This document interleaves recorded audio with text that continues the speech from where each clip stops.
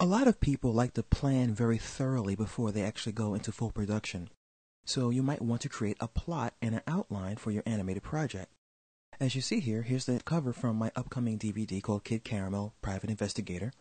And what I'm doing is I'm going to animate this guy in Lightwave and some Toom Boom Studio and some Poser, and I like to mix a lot of applications when I'm working. And before I start though, I have to have an idea of what's going to happen in the story.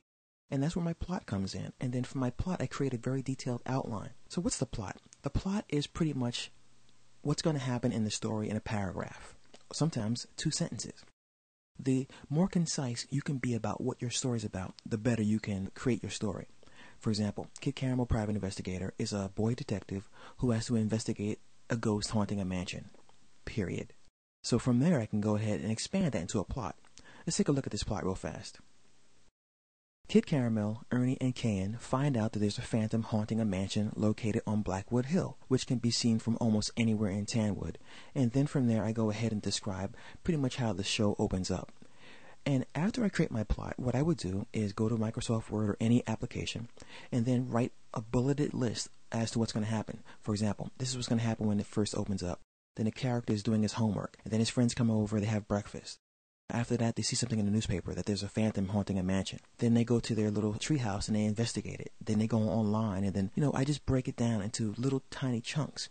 From there, I go into my script, and then I really flesh it out.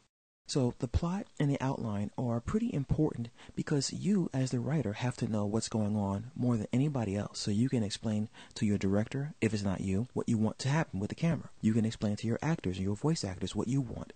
If you can't explain your own project, then you haven't really fleshed it out enough. So the plot is very, very critical. And then, in your outline, really expand upon that and even create a character Bible if you need to. A character Bible explains who each character is, what their motivations are, where they live, how old they are. So you really, really want to get into the heads of each character. Each character has to have a life because when your viewer is watching your animation, they have to believe in that world that you create.